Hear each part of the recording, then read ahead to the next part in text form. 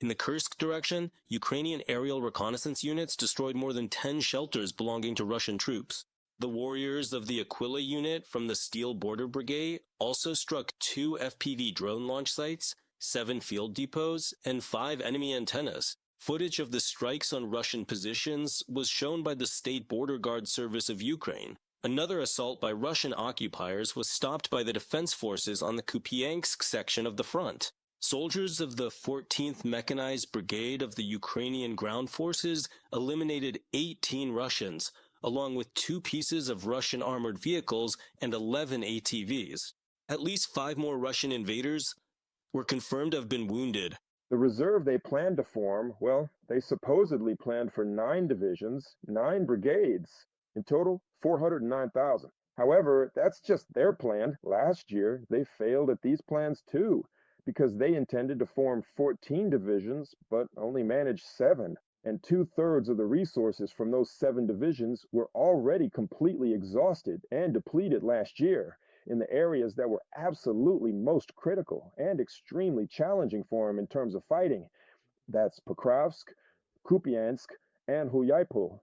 And for high-level offensive operations in the spring, they are going to require a significant influx of new resources. But on their side, the situation is pretty tough for them. Meanwhile, in the Lyman direction, Ukrainian forces repelled attempts by the invaders to advance toward the settlements of Drobyshev, Stavki, Dobroza, and Novoye Gorivka. Near Konstantinivka, the Russian army attacked around Pleshievka, Stepanivka, Rusinov Yar, Sofievka, as well as in the direction of Konstantinivka, Ilyanivka, and Novopavlovka. And on the Pokrovsk section of the front, the invaders tried to push back the defense forces near Toretsk, Rodinsk, Mirnograd, Kotlin, Novonikolaevka, and Filia, with the specific goal to change the situation and strengthen their strategic positions in Zaporizhia. They are actively redeploying their troops from near Pokrovsk, and they are also significantly intensifying their actions in Kostiantynivka, Lyman, and Sloviansk. And before this, as we remember from last year, they first developed a step-by-step plan to advance, meaning to capture the Pokrovsk Minorhad agglomeration. All their deadlines have already passed. So Putin is raging and fuming over there, and that's why he's organizing parallel actions. And for that, resources are needed. But as we can see, the situation with resources has gotten worse. Ukrainian defense forces stopped the first Russian motorcycle assault attempt in 3 months near Hershain in the Donetsk region. The enemy deployed a total of 13 units of 2-wheeled vehicles, but the vast majority of those units were destroyed before they even managed to reach the settlement.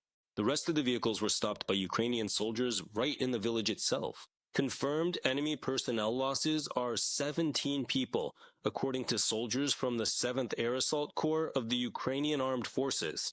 Ukrainian Special Operations Forces carried out a series of strikes on enemy targets in the temporarily occupied territory of Donetsk region. Using drones, they hit the base of the Russian Rubicon Center for Unmanned Technologies and elements of its command structure. A coordination center connected to drone operations was also destroyed. In addition, ammunition and equipment depots were hit in the Volny area. Atesh agents carried out another sabotage operation in Crimea on the eve of the 12th anniversary of Russia's annexation of the peninsula. Partisans disabled a locomotive at a railway station near Simferopol, which disrupted the supply of Russian troops in the Zaporizhia direction, where a shipment of ammunition, spare parts, and consumables for military equipment was headed. The locomotive is beyond repair. The special unit of Ukrainian intelligence, Primary, also struck military targets of the aggressor country in Crimea. During the operation, the newest Valde radar station, designed to counter drones, was hit. An electronic warfare station, a drone relay, and a GLONASS navigation complex were disabled. In addition, Ukrainian intelligence destroyed 2 landing boats along with their crews. The largest daily losses for the Russians this year occurred on March 17. Ukraine's defense forces eliminated 1,710 invaders. Thus, the total losses of the Russian army have already exceeded 1,282,000 people. The Ukrainian armed forces also destroyed 3 tanks, 11 armored vehicles, 29 artillery systems, and 230 units of enemy automotive equipment.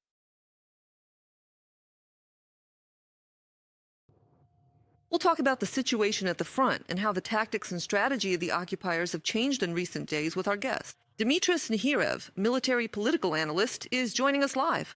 Dmitro, good morning. A very good morning. Good morning. We see that lately, air raid alerts have been sounding more frequently in Kyiv. And there is information that the Russian Federation is planning to launch a missile strike on the Ukrainian capital in the coming days. Is this a military political move, a strategy, or a signal for someone? First and foremost, this is an element of military political pressure on Ukraine. At a time when the negotiation process is practically at a complete standstill, the Russian Federation is trying to exert significant pressure against Ukraine's political leadership as it actively endeavors to implement its own plan to end the war. And that means territorial concessions from Ukraine. As we can see, at the moment, the occupiers have no tactical initiative along the line of contact. Moreover, Ukraine's defense forces have carried out a successful counteroffensive at the junction of the Zaporizhia and Dnipropetrovsk regions, liberating 430 square kilometers. They have stabilized the situation in the Kostiantynivka direction and achieved significant tactical successes in the Lyman direction. In particular, assault units have entered Yampol. In other words, we can say that overall, the situation along the line of contact does not meet the political ambitions of the occupying country, and so they resort to the only argument left to them at this point: terror against the civilian population and strikes on energy infrastructure. But the Ukrainian side is prepared for this kind of development in the situation. Moreover, at this point, the Ukrainian side is demonstrating what is called a mirror response. That is, by scaling up the production of strike drones of the airplane type and primarily Ukrainian F-5 cruise missiles and Ukrainian ballistic missiles, they are carrying out targeted strikes on oil refining facilities of the Russian Federation and, accordingly, on defense industry enterprises. Dmitry, for the second day in a row, the enemy's losses are huge. Over 1,100 yesterday and 1,500 today. What explains such a number? And specifically over the past day, what accounts for this figure? It's the intensification of combat operations. But it's also worth noting that it's not just the occupiers' losses that characterize the fighting over the past 2 days.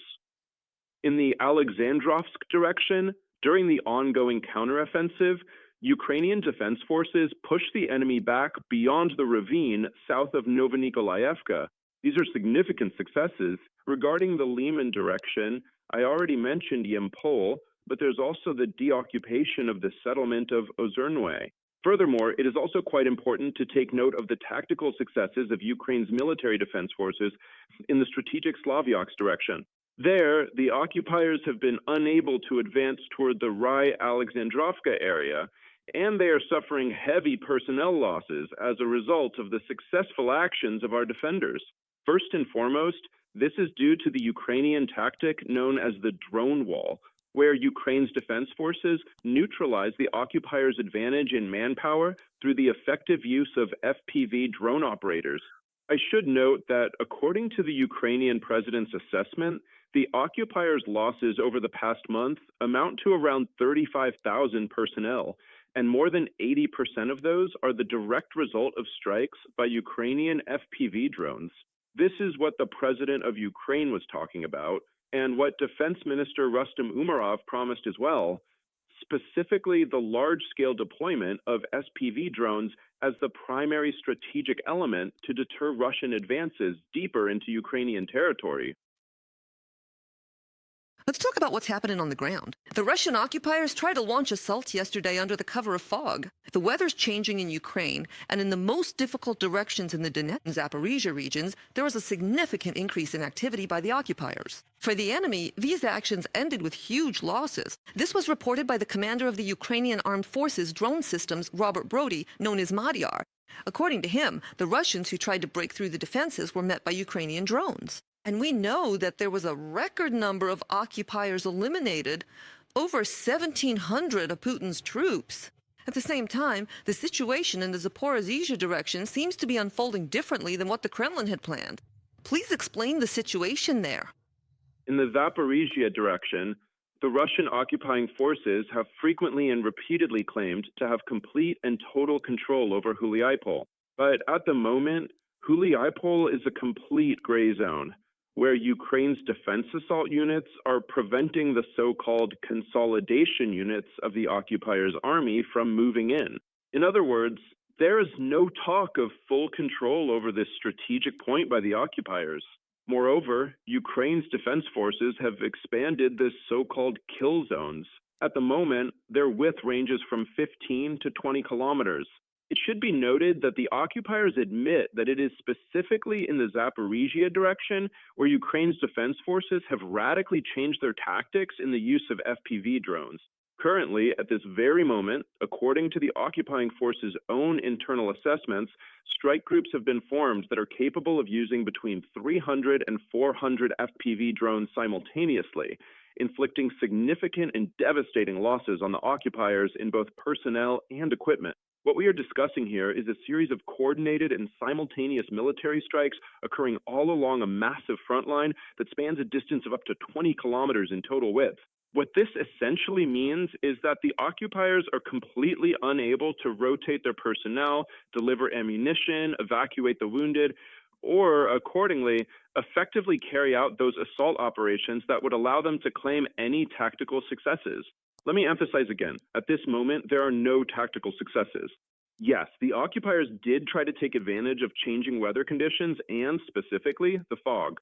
Moreover, the self-proclaimed second army in the world, as they call themselves, mind you, because the assessments of the global international community and, of course, our own brave defenders are very different, actually used horses as a primary method of logistical transportation in the middle of the 21st century. So, as they say, they're going back to basics. I wouldn't be surprised if, in the near future, they announce the formation of a cavalry army. But despite these persistent and calculated attempts to use cavalry units, Ukraine's defense forces had already fully anticipated and prepared for these specific tactical scenarios. And due to the seamless and highly effective coordination between units, along with the strategic presence of operational reserves, the occupiers' attempts to break through on the flanks, primarily the looming threat of advancing toward Orikhiv, were successfully and completely neutralized. Right at this very moment, the occupiers are trying to intensify and escalate not only their actions on the front line, but also in the information space, falsely asserting and claiming that the distance to Zaporizhzhia has supposedly decreased by 14 kilometers, while according to the Ukrainian side, the distance to Zaporizhzhia remains consistently between 18 and 20 kilometers.